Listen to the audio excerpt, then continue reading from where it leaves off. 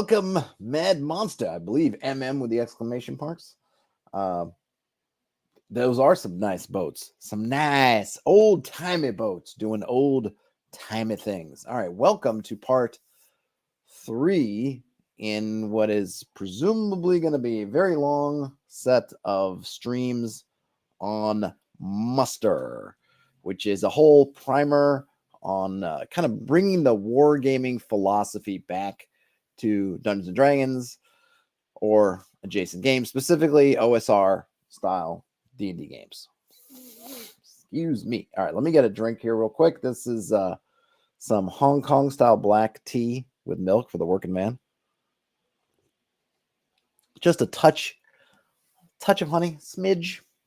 Where we left off was the simulation program. So that is where I'm going to begin. If you're wondering about all the stuff that you can't see that we've already covered, since we're at page 79, go check out parts 1 and parts 2 of the stream, which you should be able to find fairly easily by just looking at my channel and looking at Muster or searching for Muster.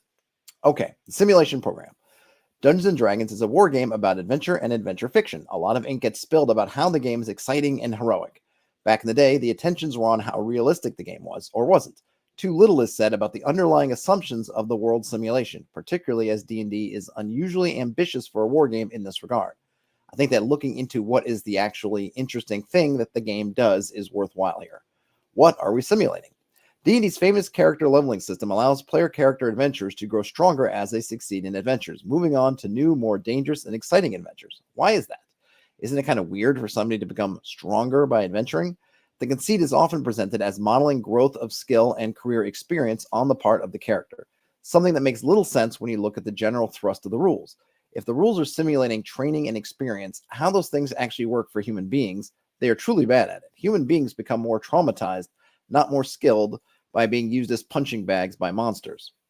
An ugly undertone to the question is brought by the clear gamification concerns introduced into the game by its early developers. Gary Gygax, for instance, indubitably saw the potential in varying rewards and punishments in a gambling fashion, and more often than not, he would, cynically to my mind, choose entertainment over enlightenment. Not always. The man clearly struggles with the creative nature of the activity, but all too often the game seems to take its shape from the awful convenience of the tyranny of fun. The answer to why characters grow stronger over time is that it's the best way to hook you, dear. Were this to be the answer to the question of D&D's simulative program, the game would be no better than its infinite video game descendants. A mechanical Skinner box teaching players to delight in imaginary gold coins and doling those out at rates optimized for satisfaction. See numbers grow bigger, a progress bar dings, the stultifying opium of our age. I do want to make a note.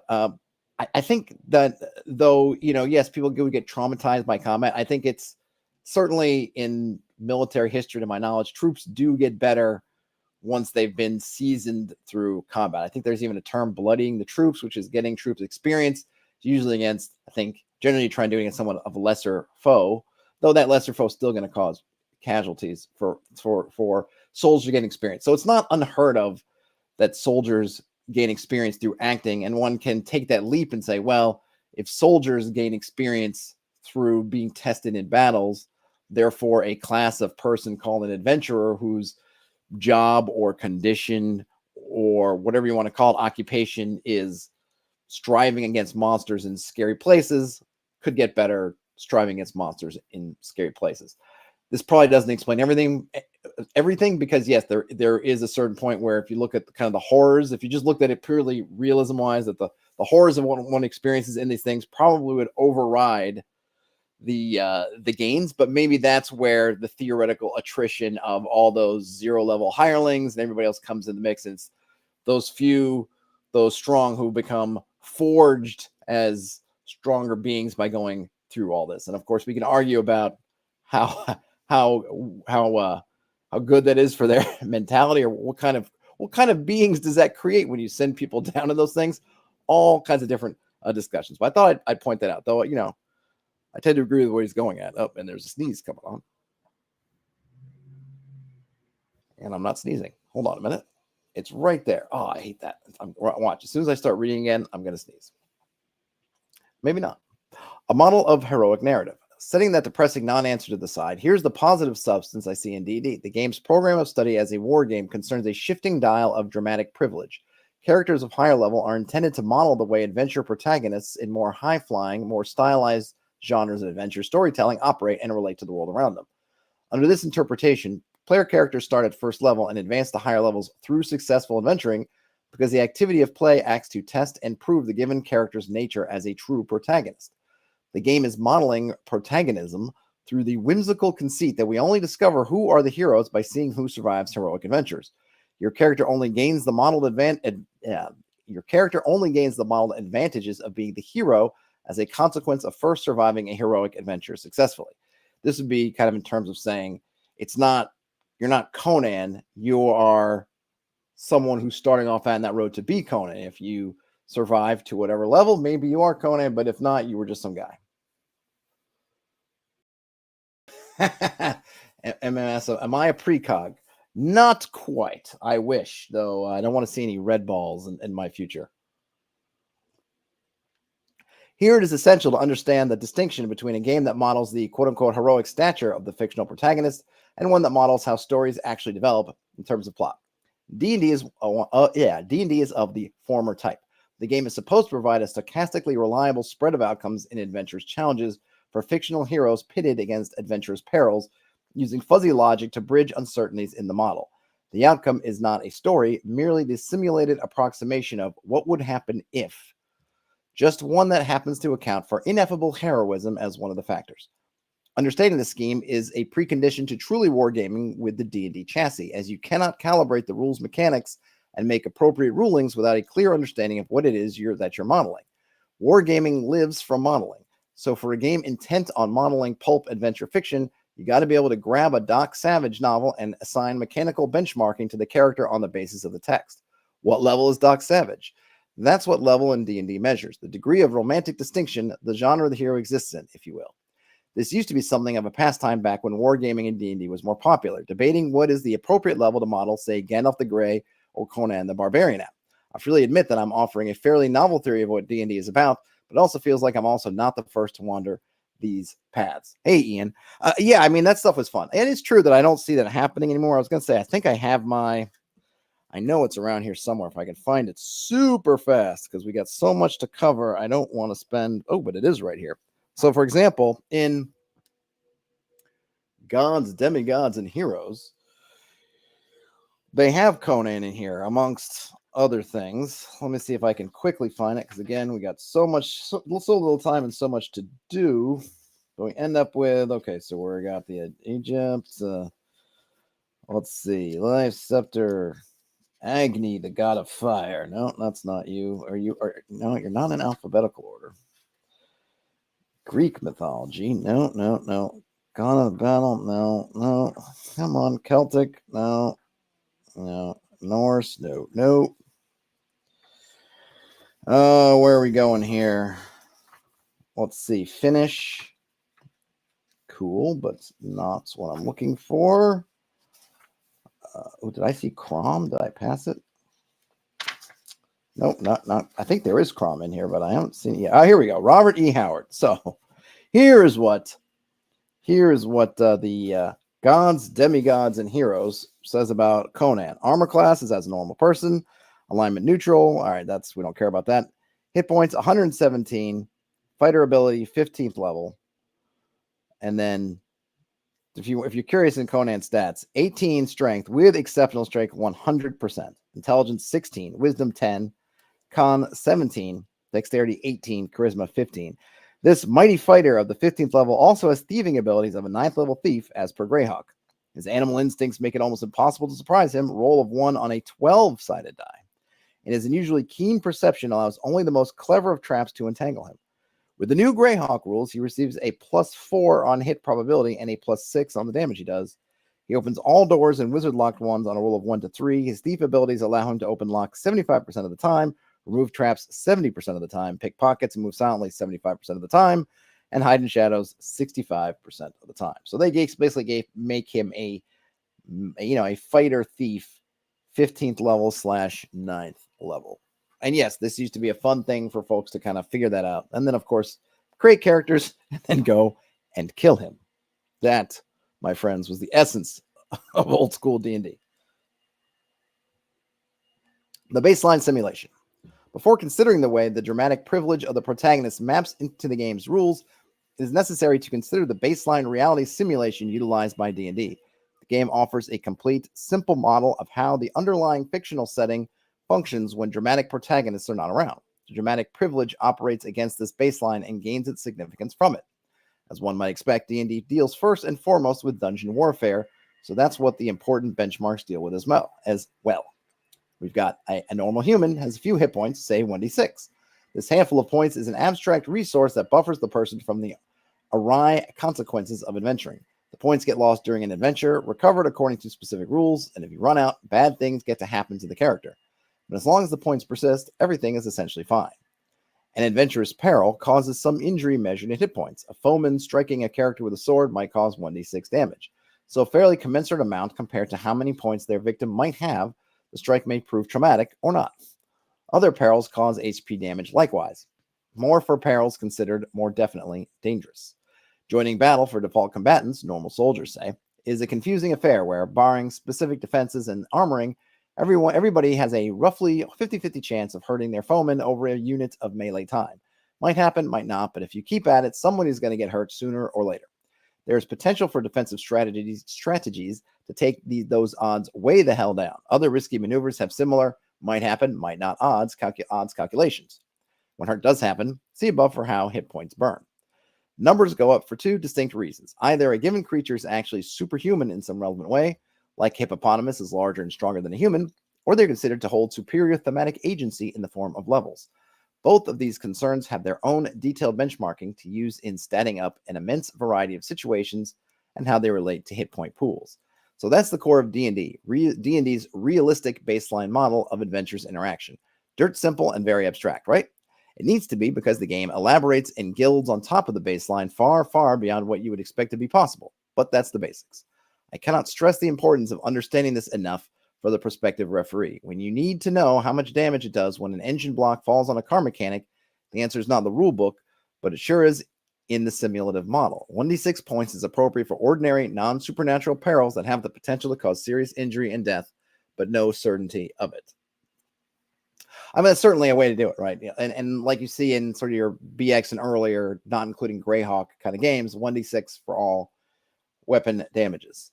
And then you can, add on to that if you were. So for an engine block, you could look at it. I think we often will look at it now in terms of, well, it really depends, right? Because there's a couple of schools of thought. One is to find the damage, find the thing that would be most like an engine block falling on somebody. So we might go to a boulder. If we've got, a giant throwing a boulder, we might look and say, okay, boulders aren't as big as engine blocks necessarily, or maybe they could be. I don't know. I suppose they would be. I guess it depends on the boulder, whatever we think. We could find some kind of analog and then use that. If a boulder does roughly 3 to 6 points of damage, then engine block also does 3 to 6 points of damage. But I think the point here, right, is that kind of what 1d6 in a sense damage is kind of measuring in this baseline model, if you will, is essentially potentially, but not necessarily lethal damage, right? The dramatic level scale. There are many directions of elaboration for how different adventurous circumstances gain you hit points or lose you hit points in a merry-go-round of gaming goodness, but the one most immediately relevant for players is how adventurers grow stronger by gaining levels. Leveling fundamentally affects the rules that apply to characters in ways that make them more capable of actually performing like adventure protagonists. All right, before I get to the next sentence, here we have some D&D core mathematics. A lot goes into how D&D simulates adventure fiction, but I would argue that the mechanical foundation is in how hit points buffer damage. Consider. So here we have a linear HP gain. So an ordinary person has about 3 hit points. Technically 3.5, but 3, you could say 3 or 4. Hit points gained per level are 3 to 5 points or so linear progression. Not only are heroes rare, but they also operate on a somewhat conceivable scale compared to mundane humanity. A hero is kind of like 4 mundane men. I mean, in chainmail, literally a hero is the equivalent of 4 mundane men. I mean, you'll see that hero is basically equal to 4 men. So an ordinary person has about 3 hit points. A 4th level action hero has about 15 hit points, and an 8th level superhero has about 30 hit points, which is really essentially right 3 will be 3.5 times 4. I don't know if it actually is 18, but close enough. And then 3.5 or so times 8 gets you around 30. Logarithmic damage. Level match damage, on the other hand, scales sublinearly, with characters and monsters gaining hit points faster than they gain damage dealing potential. Of course, exceptions abound, but the baseline of level appropriate peril seems to roughly follow the binary logarithm. 1d6 on first level, 3d6 on 10th.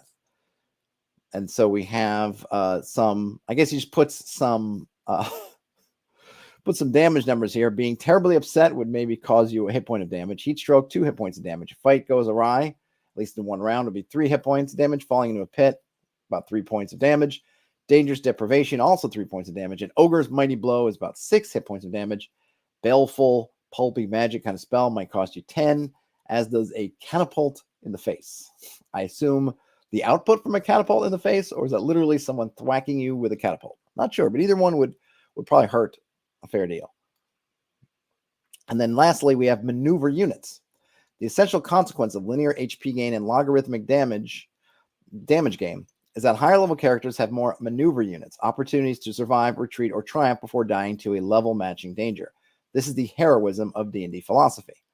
So at a first level, you have about 3 hit points, so you can take about 3 damage before you're going down. At 4th level, you can take about 6 damage, would be about your threshold, and 8th level, 9 damage, take about 3 hits before going down.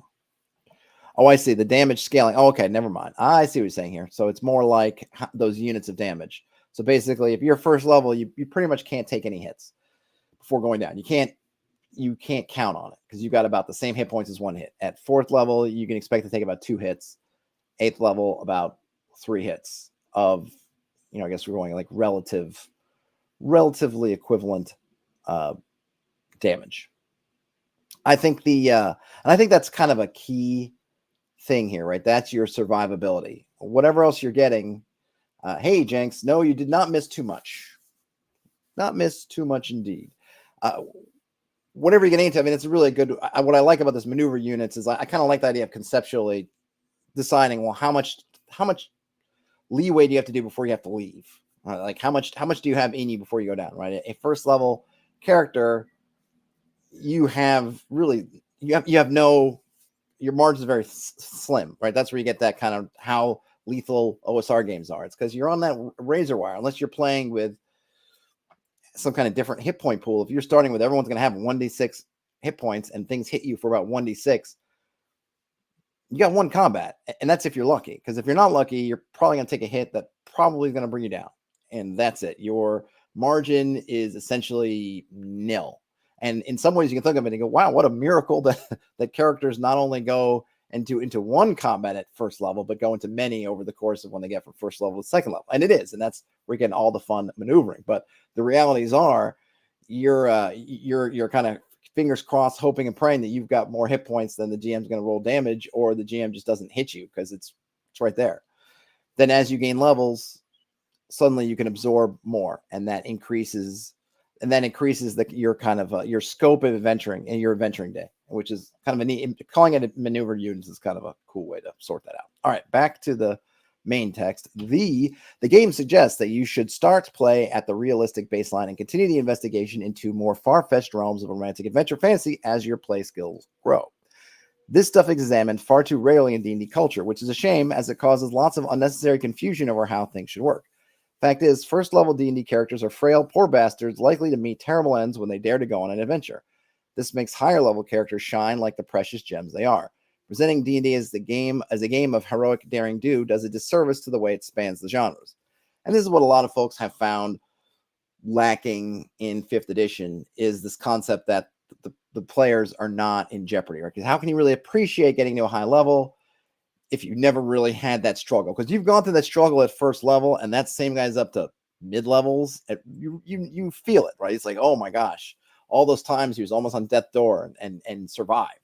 And you don't necessarily get that. Now that you can't, and I think oftentimes it's because a lot of folks start their 5th edition games at 3rd level, because one thing, and granted, the arc, the difficulty really, or it's quick, because at 1st and 2nd level, the 5th edition characters are still pretty frail. Obviously, they have death saves and ways to kind of mitigate it that your old school characters don't, but they are certainly more frail. I know a lot of folks actually think of that as a problem because it doesn't really reflect what happens when you hit 3rd level and suddenly you have all kinds of stuff unlocked.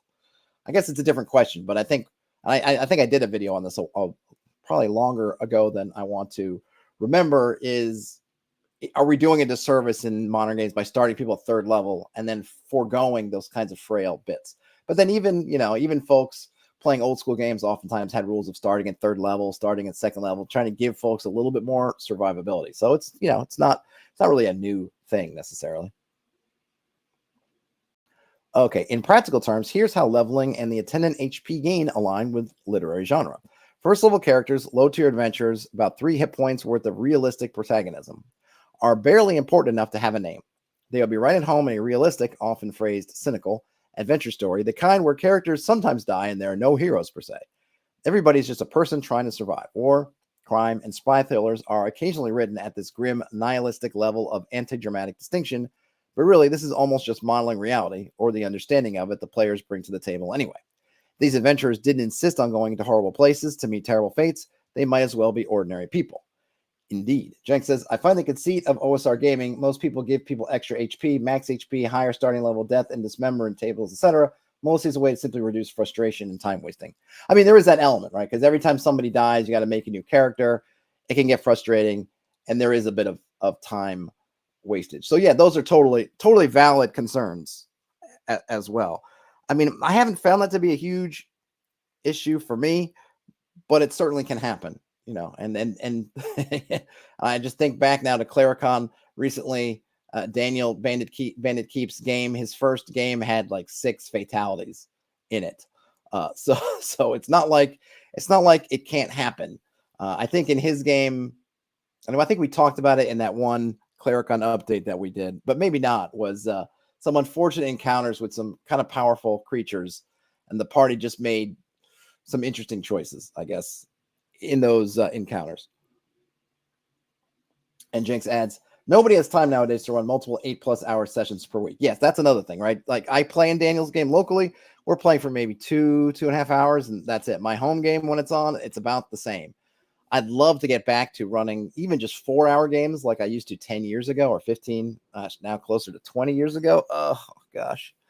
But yeah, my days of running super long games, at least for the moment, are over.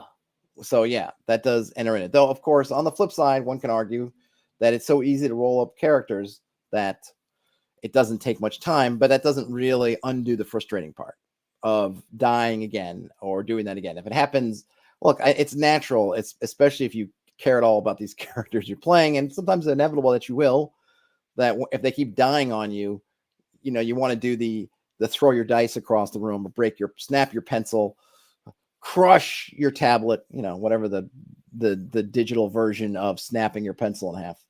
Jenk says, in their OD&D game, they had half the party die in the first session to a poison cloud. Max HP doesn't save you if you shove your face in a death trap. No, it does not. And save or die, don't care how many hit points you have. So, there's always that. But, I will say that what I do like, and I think the characters like, is when whoever survives, it is a cool feeling, right? I don't know if it's worth it. I'm not here to do the math on is it worth that or not. But when I was playing in that what was it, Labyrinth Lord game, and my character was the only survivor of a like, it would have been a TPK minus me. It was fun. It was and it was like you get this little, like, yeah, you got a little extra pep in your step, so to speak. Let's see. Okay. At this level, adventurers, at this level, meaning at first level, low tier, at this level, adventurers have roughly as many hit points as any normal human in the world. They don't have any particularly wondrous special abilities or privileges. You're essentially playing an everyman, just desperate enough to embark on a dangerous adventure. This is true. Now, you do get some offensive, because I believe you have a plus to hit, or maybe at least fighters do, and regular people don't. You are slightly better than regular people in some ways, but hit points ain't one of them. 4th level characters, mid-tier heroes, about 15 hit points in an action hero package, are comfortably heroic in the low-profile way that adventure fiction presents. The story doesn't go out of its way to depict the hero as an invulnerable god of war or anything like that. But they have luck, fate, and plot armor to a degree that makes it really obvious who's the hero and who's just support cast. Most adventure fiction heroes, from Flash Gordon to Indiana Jones to Batman, pretty much operate by these mid-level rules. The core mechanical difference compared to normal people is that such characters have a fair amount of hit points buffer, helping them survive the risks they take, and some fairly exceptional skills, of course. So you think about it in your average adventure movie, the hero gets put through the ringer in a way you look at and go, man, anybody normal would have been knocked out by that, but somehow the hero is going. Think of Bruce Willis's character in Die Hard, an example, gets like put through the ringer, looks like, hell at the end of it, but they're still there. Whereas other people get thrown in the same situations and they're just kind of knocked out, right? It's part of being the hero, but he's not godlike yet. 8th level characters, high tier superheroes, 30 hit points of emblematic, larger than life presence are essentially superhuman.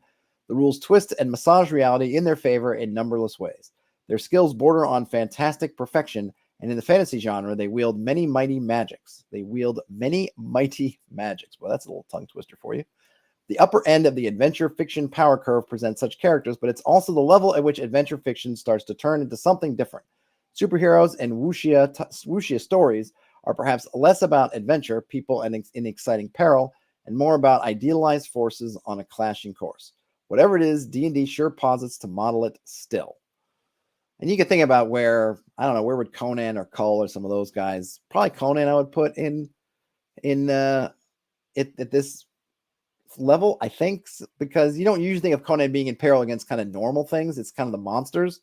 And chainmail, actually has that grade where you go from, if you're in kind of regular army combat, you're in troop combat. If you're in a situation in which you're kind of going mano-a-mano against somebody, you have that man-to-man, and then they have the fantasy combat table. And that fantasy combat table is kind of starting from heroes and up. You have to be a hero to get on. And some other classes have some like a wizard can get on in certain ways. But if you're not at that level, like hero, wizard, remember we're talking like the level names hero, not just I'm the hero. It's like, no, you have to be 4th level as a fighter and you become, or fighting man, you become a hero. And then superhero, which is 8th level fighting man, you get to be on the table. And all that stuff is just one hit kill. And if you're in a chainmail game and a dragon comes on, you better have one of those special characters, because otherwise your other folks can't hurt it. It's just gonna roll over you like a tide. But if you have a hero or superhero, suddenly you can compete. And I think that's kind of what they were trying to sort of model. These guys who will not necessarily laugh in the face of danger, but can rip the horns off of reincarnated gods kind of thing. That's a Conan the Destroyer reference. Not a great movie, but it still had its moments. How the rubber hits the road. Low 505 says, muster the Rohirrim. Indeed, muster them all the way to Minas Tirith. How the rubber hits the road. I might be belaboring the obvious here, but so as to be completely explicit, this is the fundamental technical model that the D&D action resolution rests on. Peril occurs, leading to hit point damage, leading to 1st level, poor bastard dies, 4th level, hero keeps going. You want peril rules, combat, whatever, that allows characters to maneuver in between taking hits. Let that HP pool be a threat clock. This is the way the game handles heroism. Where another would have fallen, the hero keeps going. The first ambush of the bad guys luckily misses, deduct hit points. That is the dramatic privilege. And we can say that even though you're doing hit point damage, you're luckily missing, because hit points, as has been explained and gone over a lot, does not reflect necessarily literally damage. It can, but remember that a hero with 1 hit point is not at any less effectiveness than a hero with 100 hit points.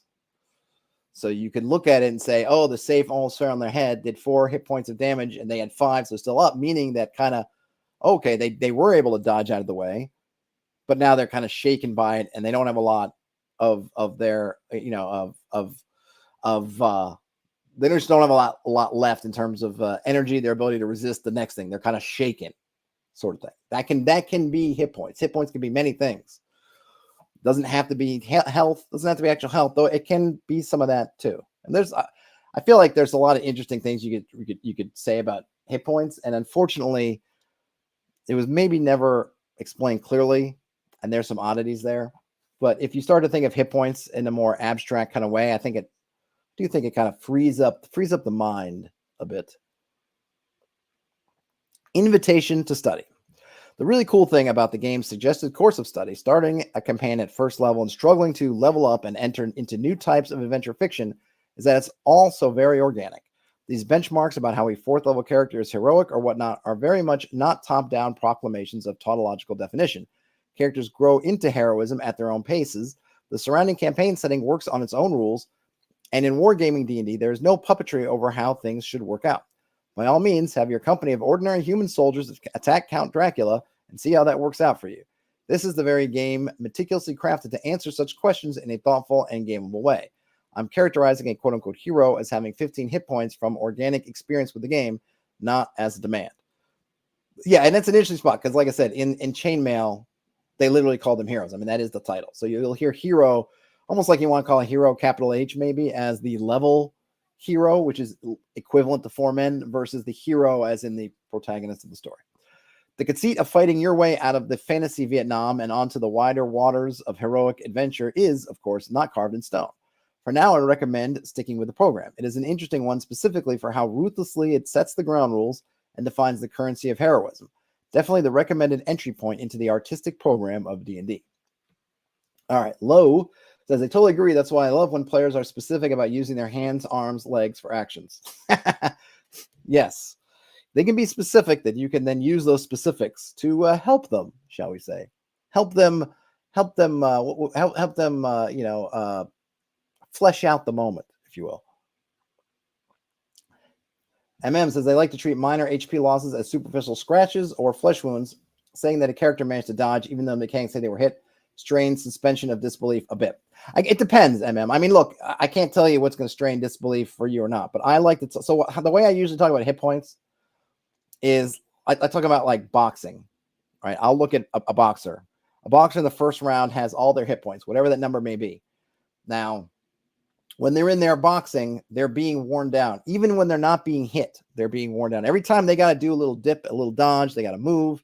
That's taking a little piece out of them. Every time they got to use their gloves to deflect, taking a piece out of them. And of course, they might be absorbing blows, some of them directly, some of them just off to the side. They all have an effect. So by the 10th round, if you've gotten that far, your fighter is no longer the fighter that they were in the first round, even if they didn't get hit significantly.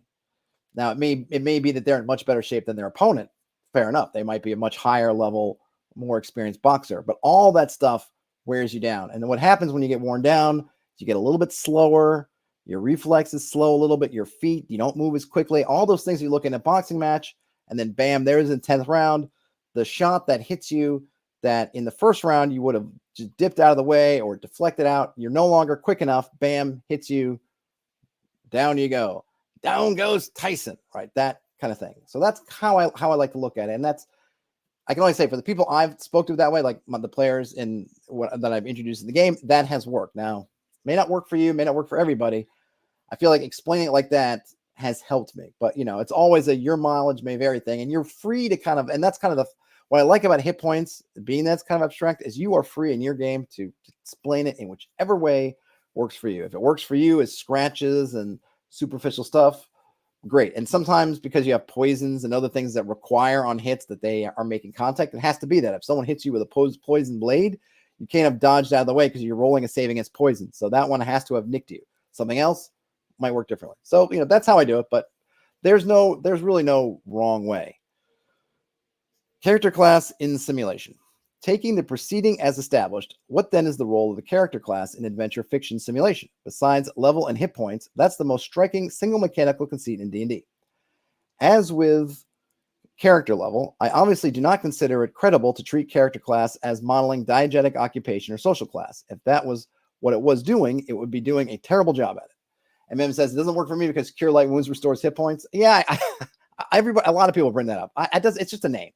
I don't care that it's called Cure Light Wounds versus not. Whether you want to say it's curing fatigue, your actual nicks and scratches. I don't consider a scratch a light wound either. But if you had 6 hit points and you took 5 scratches that lowered you down to 1 hit point, is that really a wound? No. I don't care. And a lot of just change it. Honestly, I would just change the spell name to reflect better. But like I said before, that's kind of one of the reasons why hit points gives people trouble, is because they use things like that, which lead you down a path of saying, look, you have to have light wounds because it's a wound, and because I'm curing it. It's just a name. But I hear where you're coming from. That's brought up a lot. Jenks said, yeah, that's a current problem since Odini, and the game is just deeply inconsistent which HP is or isn't. Yeah, they don't do, they don't do a great job just nailing it down and sticking with it. Same thing with attacks, right? Attacks over 6 seconds or 10 seconds, and I think in ODD it's a minute, right? It doesn't refer to one attack. And you see these people like, look, I'm going to do a YouTube video where I show you how many attacks in 6 seconds. Like it doesn't matter. It's like all that, it's just the outcome. But then they'll say things like, now fighters get an extra attack. That kind of muddies the waters. And then it's like, well, what about if I'm at missile range and I get one attack? Like how many missile firing am I doing in one attack? It's like they got to balance things, so it kind of gets out of whack and just muddies the waters. But like, ultimately, however it works, however you're able to explain it and sleep and live with yourself at night, that works. That works. I'm not gonna quibble over. It's really how you can imagine it, and more importantly, how you can help the rest of your players and everybody else at the table playing with you imagine it, and getting everybody on the same page. After that, it's just folks just chatting on the internet, basically. Let's see. Okay, where were we? Character class in simulation, or was I there yet? Yes. Taking the proceeding as established, what then is the role of the character class in adventure? Oh no, I read that part. I would instead argue that character class posits to model protagonism privilege of a specific literary archetype. This is why character classes are generally based on the idealized archetype of this or that kind of literary protagonist, and why they are filled with specific rules about how that type of character breaks the normal rules of the game at different levels, intensities of dramatic exception.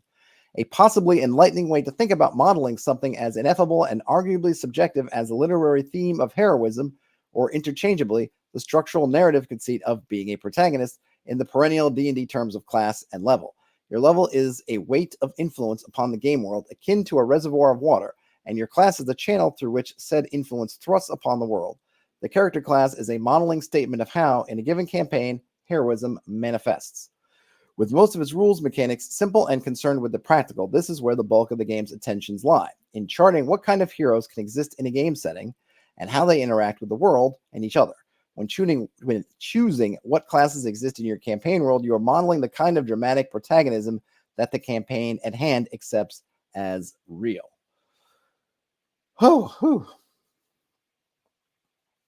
Axie says that the issue is when you desync between the fiction and the game, you need to make contrivances to have mechanics to simulate stuff. Yeah, there's always going to be something like that, right? I mean, the game is never going to model. I mean, we should say, right, it's never going to be a complete and utter total model. But yeah, it's getting to that. What do they call that? Suspension of disbelief, right? There's some, and all of us are different, but we have that suspension of disbelief. I'm doing this because I want to say a zone or field, and you want, and if you think about, there's some kind of gauge, and you want to stay in that zone. I suppose it's really more of a point.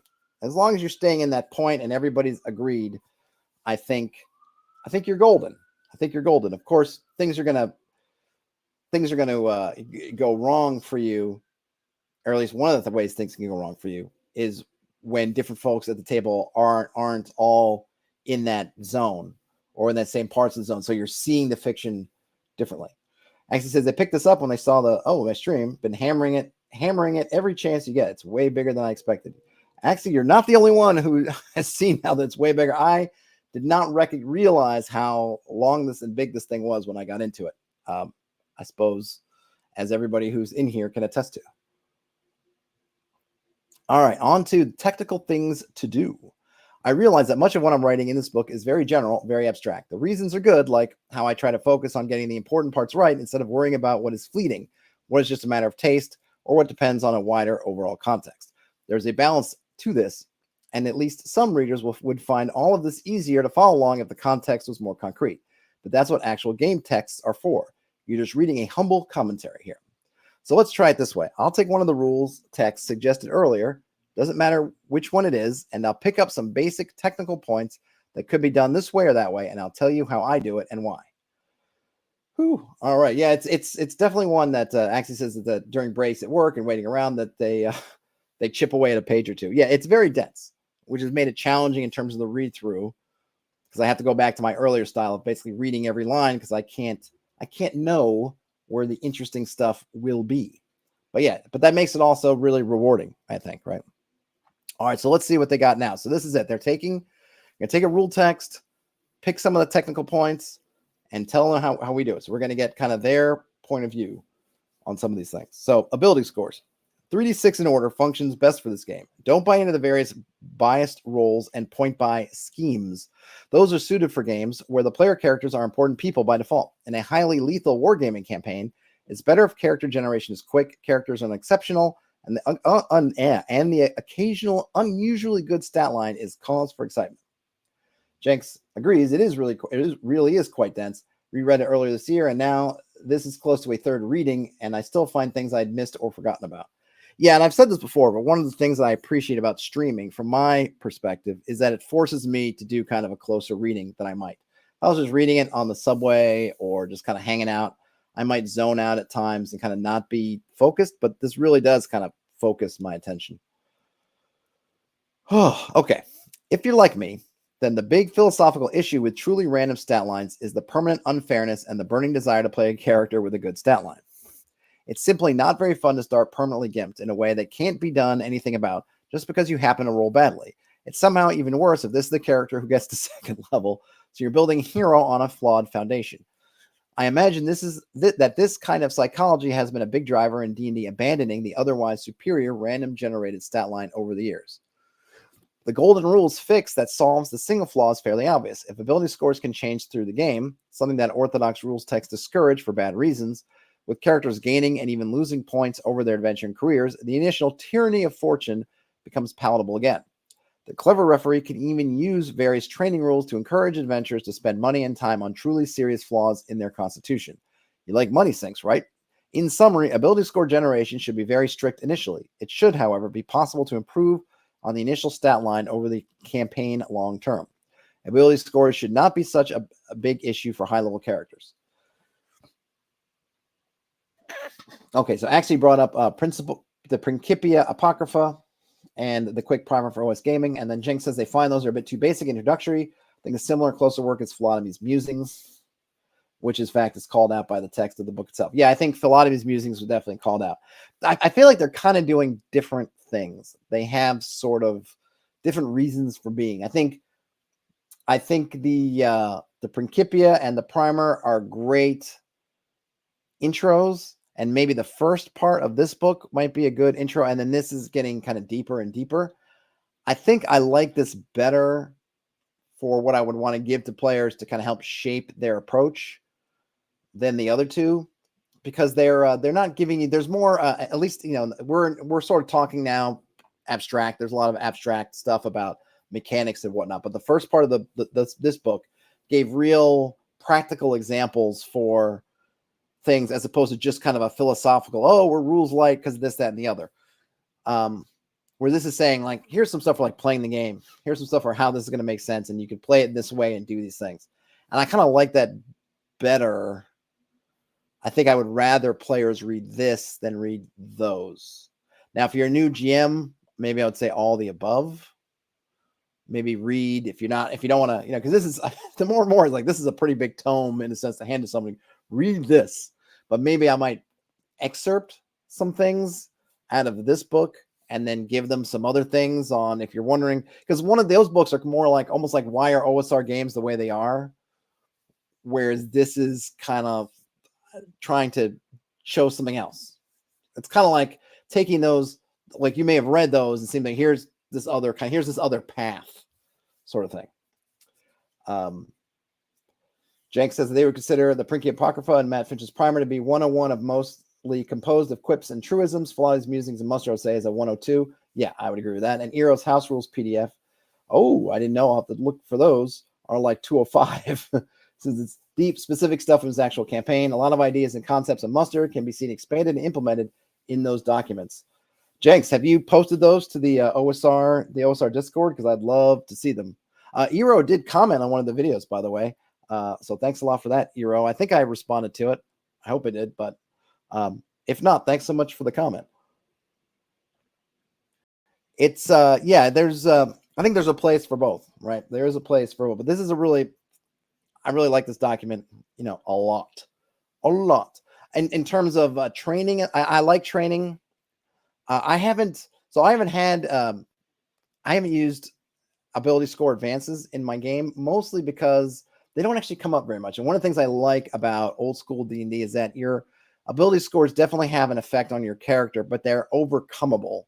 I think pretty, I don't want to say pretty easily, but now granted, it's going to be table dependent. If you're using roll under attribute and you have really low attribute scores, it's going to be worse than not. But I found that, my thief in that Labyrinth Lord game that survived the TPK had probably the lowest stats of anybody. He had kind of pretty terrible stats, but I just rolled with it and went, and it worked out okay. My characters in my game that made it good ways didn't have great stats, but I think that's because over time your class is really what's propelling you forward, and the stats, though they have kind of a fixed influence on your character, but they don't keep progressing. Like you have low strength, so you have -1 to your melee attacks, and that's going to stink.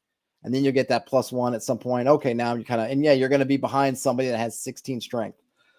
But at the end of the day, I find that it's your class stuff just starts to rise above it. You end up just pushing through whatever you're doing. Wizards, OD&D, and BX, it doesn't affect your the amount of spells you get. It affects how many languages you know. So yeah, it's great to have a higher intelligence because you get more languages. But other than that, your spells are your spells. So yeah, you only know common, and that kind of stinks a little bit in terms of being able to speak with other creatures. But your spells are okay. So if you can hang in there, you got the same spells you would have had anyway, and kind of so on and so forth. But I wouldn't have an issue putting in some kind of character or some kind of ability score choice, maybe in terms of leveling up. Okay, yeah. Axie asks they never heard of Eero. Eero is the author or co-author of Muster. His house rules are not available for direct download. Darn it all. Maybe I'll have to talk to him. Maybe I can convince Eero to send them to me if I can find out how to contact him. All right, now let's see. We got time. Yeah, we got time for another one. Class and level. Character classes are the practical expression of the ideas of heroism in the campaign. This means that what classes are available to PCs should depend on the setting and general thematic focus of the campaign. There are really no bad choices in this, particularly when you realize that a character class can be defined and described as very broad and abstract or as very narrowly concrete, and these possibilities serve a purpose. First level characters should be understood to be only incrementally more powerful, experienced, wise, heroic, and cool than an unclassed mundane person in the setting. It is only with levels that they become more exceptional. Second level character is a leader of men, and the third level, the lead of a gritty adventure movie. Some D&D texts have gotten fairly confused about this over time in both directions, so it pays to check the assumptions. D&D rules ever since the publication of AD&D have had a marked tendency for long level range systemizations with double-digit level values. I would recommend sticking to more like levels 1 through 10, the quote-unquote short level range. The game math generally works more naturally, and it doesn't actually prevent you from having high fantasy in the game. To the contrary, really, as the referee doesn't get to play keep away by defining all the really cool things in the setting as only existing at some unachievably high levels. In summary, classes should reflect the setting, and levels should consistently model the degree of heroism. Yes, I don't see anything kind of disagreeable in what this is. I kind of I waffle between, say, 1 to 10 and 1 to 12, only because I like to think I kind of like that split of threes. So I think of 1 to 3, 4 to 7, and then I kind of want to do 8 to 12, 8 plus. So you get a little bit more at the top end, but it doesn't matter. You can have an 8 to 10. I think people just tend to, there's all those hacks of third edition that were all about, keeping the levels low. I think it just means that stuff that's really powerful gets to be really powerful. And then the PCs don't, kind of just, they come out. And if you want to have like BX had, where it's sort of like, and after that, if you want to keep adventuring, you can kind of, incrementally get more powerful, but you're not really gaining anything new. That's probably fine too. But I really do like a 1 to 10, 1 to 12 sort of range. And then that kind of gives you, by having that cap on it, then when you hit that cap, that's kind of your cue as the player to maybe transition this person to a domain type role and then break out new characters. I think stretching it to 20 or 30 or whatever, 60 or whatever some of them things had is just way too long. I mean, it can get really long anyway, depending on what kind of game you're playing in, and certainly no reason to just, I think, artificially just stretch it out. Let's see. We got some stuff in the chat. On the topic of ability scores, Jenk says, I find this to be one of the things I agree with Ear on. If attribute scores matter, then they should be something you can improve. If they don't matter, that's fine. But making it both matter and not allow players to do much about it is weird. Also, looking at the character sheets from Gygax's game, you see characters clearly with improved and stronger stats than they could have reasonably started. So magic, training, blessings, boons, and so on, improving your stats is absolutely a good thing to have in a game if you're just going to let people roll and play what they have. I don't disagree with any of that. I think that I mean, you had they had those books you could read that could give you a bump, and you could find the yield magic pool that might give you an attribute increase, and who knows what other stuff's going on in Gygax's game.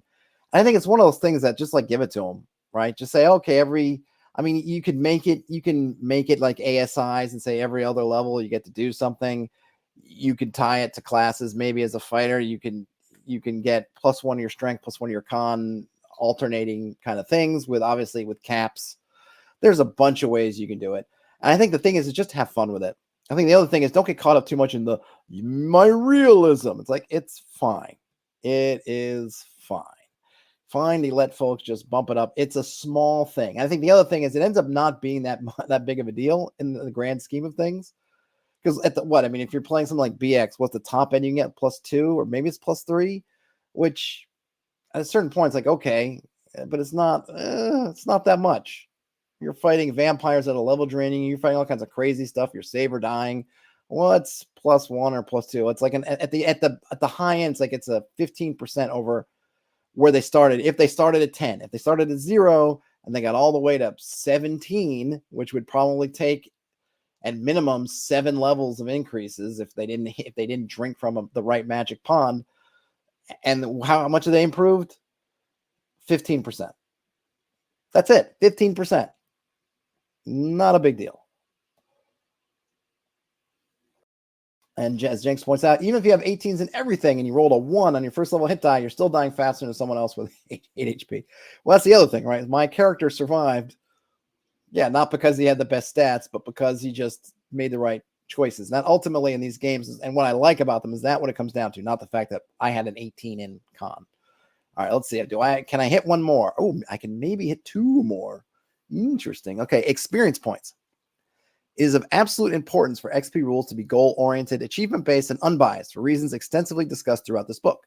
Besides that, I recommend cultivating consistent, transparent, bright-line experience award schemes that align with scenario goals. The things players try to do in the scenario is the thing that gains them points by definition.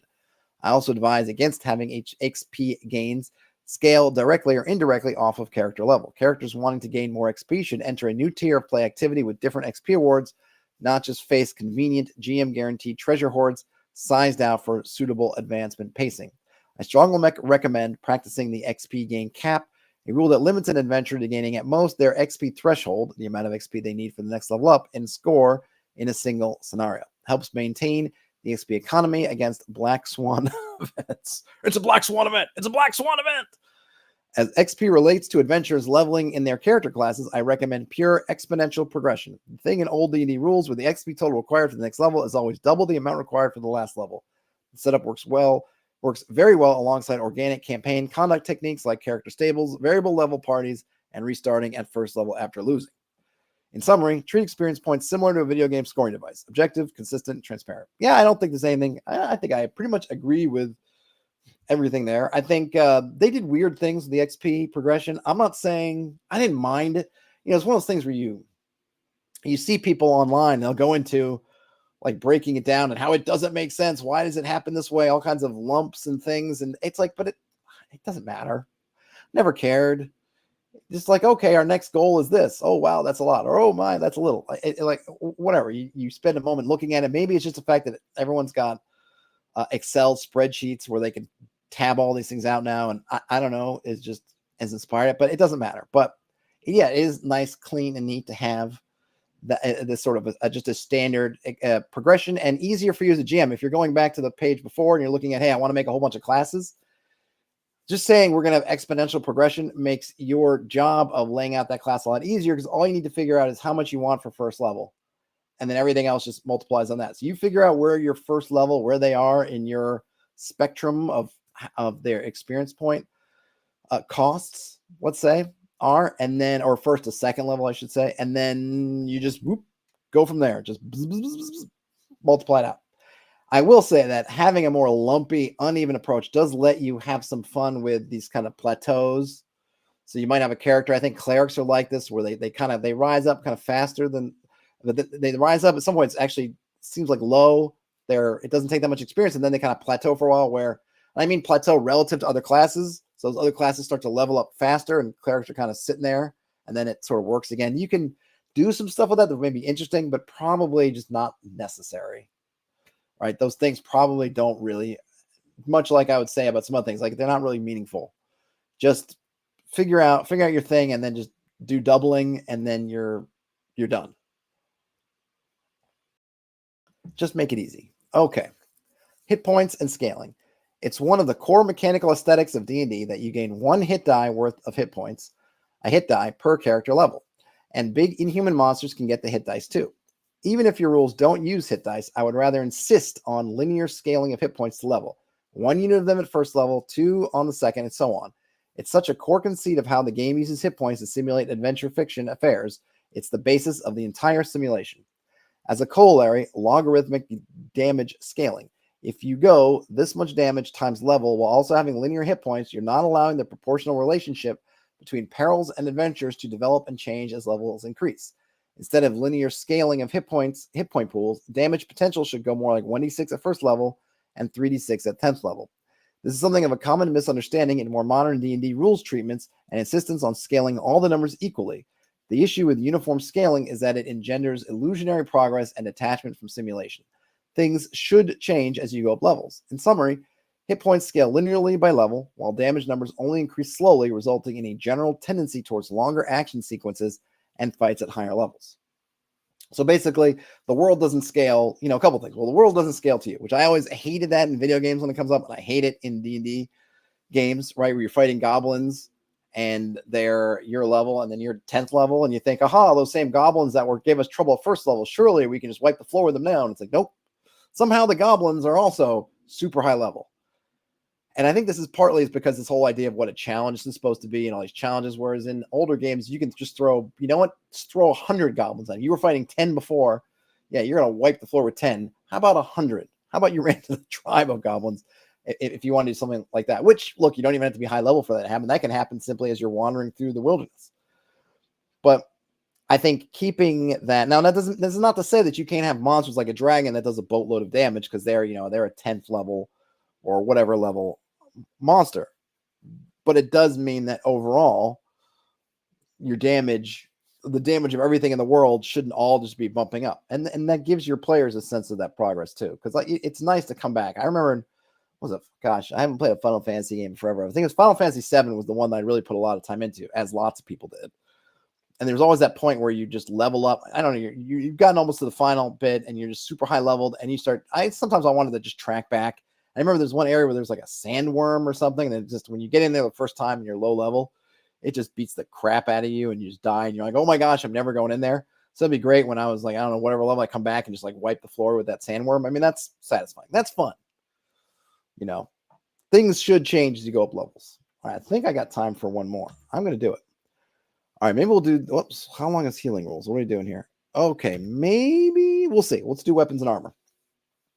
D&D has a history of being pretty over-obsessed with weaponry. At first, it was apparently due to the game's technical background in wargaming, and later on, it was just this fashion statement that has kept going to this day, appealing to give players something to do by puttering about with the equipment details of their characters.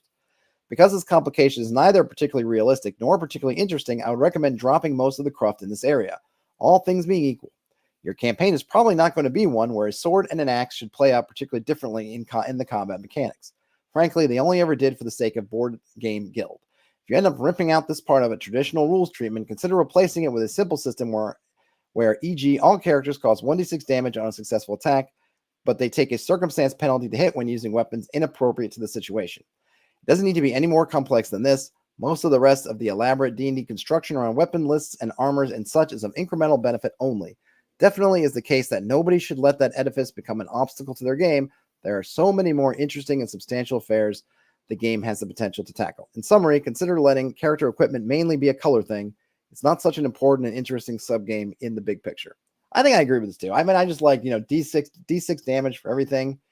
I do like thinking about a little bit because one of the things and maybe it's a trap. I'll fully say this might be a trap. It might be a trap that I fall into a little bit, which is wanting to differentiate between weapons because, like you say in your game, you have a bunch of these weapons floating around. So you want players to you want the choice to be meaningful. And maybe that's just a mistake. Maybe that's just a mistake that we make, including myself sometimes, of wanting to put meaning on something that ultimately doesn't really require much meaning. I like to think of it more in kind of your two-handers. I want there to be kind of some pluses and minuses from using a sword and shield versus using two weapons versus kind of two-handers. Sometimes I like to think about axes and maybe their ability to pull down a shield. But I don't tend to mess around with that too much because ultimately, as I like to say, the juice isn't worth the squeeze. So I end up just kind of shrugging my shoulders and going back to just 1d6. And then, like I said, usually I'll try to come up with something, try to make it an interesting bargain for do I go with the shield? Do I go with two weapons or do I go with a bigger weapon? And then the game, and I always think this is MBX, but it's not. There are some situational things that, like long weapons, you could be on the second rank, you could be behind the front line and still stabby with long weapons. Or even, I suppose you could swing down with them if you've got the vertical space, but those have some advantages too. But yeah, D6 is the way to go. And that way the players can, and that with the fact that we don't have weapon specialization running around means that your fighter can just pick, either they can take the weapon that they like for flavor, or they can just pick up any weapon and go, and it doesn't really do too much harm. So you can do things like, I like to think of, I use the magic sword, those tables in the back of the treasure and what is it, Monsters and Treasure. I use it for all weapons. And that way, I think it's just more fun. And since you have no specializations, if the player's using a sword and then they pick up a cool magic mace, great. And then they find an even cooler magic warhammer, they'll feel free to switch and they won't have some kind of like, oh, but should I keep the sword? Because, at the same time, I've always enjoyed the granularity of the man-to-man kind of weapon tables, but I haven't been able to work it in a way that's not, I find not too kludgy for use at the table, at least on a consistent basis. Oh, let's see. Jenks has got a couple things here. Jenks says, I don't know if it's a mistake or not, but I do find that it's important that if one wants weapons to be all unique and modeled based on some simulation level, to ask, okay, why? And the answer could be, I just like it, but it could be more useful for someone to think about why they want or don't want a certain amount of granularity or detail in combat. Yeah, that's very true. I mean, you should always ask kind of why you're doing it. And then I think also ask, is it worth it? And I think particularly when you're the GM, the question shouldn't just be why for you. Because I may like certain things, but if nobody else likes it, I shouldn't just stick it in. This is where communicating to your table, because I think a lot of the times GMs will start talking about, well, I want this and I want that, and this is why I want to have it. It's like, yeah, but you're playing a game with other people. You're not playing a game by yourself. So maybe check in and see if as a table, we all want this. And the answer is probably sometimes maybe more than we want to admit as GMs, that the other folks don't want it. They don't want this stuff. And yeah, like, what do you get? And I always want to ask myself, well, what is the table? What is our game getting out of it? And if it's not substantial, if it's not more than the amount of work I'm adding into it, then I tend to think, nope, as much as I love it, I'm not going to use it. Dave says, I want to see a game where the fighter rolls D8 and other classes roll D6, then the fighter feels more badass. I think, don't some games do that? I know I've seen class-based damage rolls to Dave, because I feel like that's out there. And then, of course, I like what Lamentations of the Flame Princess did, which is only fighters get increasing bonuses to hit rolls. So other classes, you're +1 at level 1, and that's it. Whereas fighters then increase from there. A lot of good stuff they had. And of course, like in the kind of chainmail resolution of combat, where you get your, basically how many on the troop combat, it's like, what is your worth in men? And of course, fighters tend to scale up faster than other classes on that one. And then, of course, when they're getting to hero and things like that, that can set off different abilities. So there's some fun things there in terms of if you want to differentiate your fighters more. But yeah, totally agree. And I guess let's see. Let me see. Can I do one more? Do I have time to do one more? I think I can do one more. I think we can do it. All right, let's do healing rules, and then we'll call it a stream. Mainline D&D design is encumbered by a technical paradox in how the recovery of hit points is envisioned. Here we go. On the one hand, it is widely understood that hit points cannot act as an exciting heroic action safety buffer if they cannot be recovered fairly quickly and easily. But on the other hand, the game's earliest iterations insist on equating hit points with physical injuries, which would then naturally be slow to heal, even setting aside wound and fever and such foibles of realism. This was, of course, unproblematic in the original 74 campaign context, concerned strictly with basic dungeoneering expeditions. The contradiction between hit points being adventurous and slow to heal simultaneously only became pressing later. The paradox was resolved historically by leaning hard on healing magic, a specific type of resource carried by specialized adventurers called clerics. Any given D&D text you have on hand is likely to introduce the conceit. It does resolve the immediate problem, making hit points recoverable in a reasonable adventuring time frame, but the downside is that clerics are literally awkward, for most purposes, taste differ, etc., and unsuitable to many campaign settings. That is, if you don't stuff clerics in there, which like D&D has done, right? It's just, Forgotten Realms, nothing like I don't think there's not anything I think particularly modeled on, say, the Catholic Church, but here we have clerics and, whatnot. And if you want to get really fun, read the level titles for clerics. A lot of it's Catholic, but there's all over the map mixed in with some other things, as they were just finding different words for cleric and stuffing them in.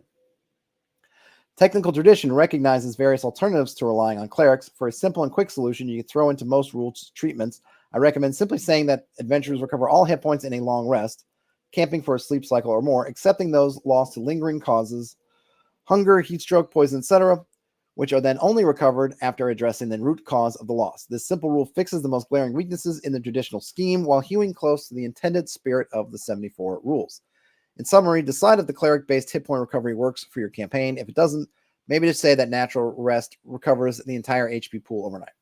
Yeah, I don't have a problem. I don't have a problem with that either. It just extends. What ends up happening is your character's adventure for a couple of hours, they get hurt, and then they spend days in recovery. And that can work well for you, but it can also make things into more of a slog than they need to be.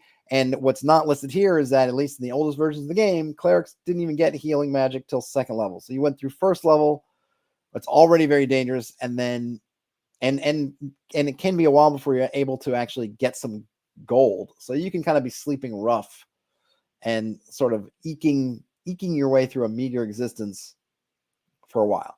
So I think speeding that up is fine. Now you're only dealing with a couple of hit points, right? 3 to 6 at max. So you can do things like I like to then, some things I'd like to do is I'll scale up the healing depending on how they're resting. So if they're resting in a bed, they go back to the inn all night. If they're resting kind of an encampment, it'll be the least. But if they get a fire, that increases. If they get a meal, so I'll kind of give them these things, which I think is partly it can add into some interesting play, but it also forces them to make decisions, right? You want to say you're sleeping and you have a campsite that's maybe within sight. I mean, silly as that may be, of the dungeon you're exploring. So you're trying to sleep and not use a fire. But if you don't use a fire, you don't get any healing. If you don't have a hot meal, your healing will be slow. So I like to do those things to kind of just add a little bit of something to kind of, I guess, add some different nuance, if you will, to the situation. Just give it a little bit of complexity and say, okay, you want to be full healing, we'll go back to the inn, then we'll be able to do everything, sleep in a bed kind of thing. Or we can take these various steps and heal some amount of our HP. And maybe that amount will be enough. Depending on how hurt you are, that might be, you can do that. It might be you don't need anything. But then if you need more, head back to civilization. And that's worked for me, but that's totally fine as well. But I think it's definitely something you should think about.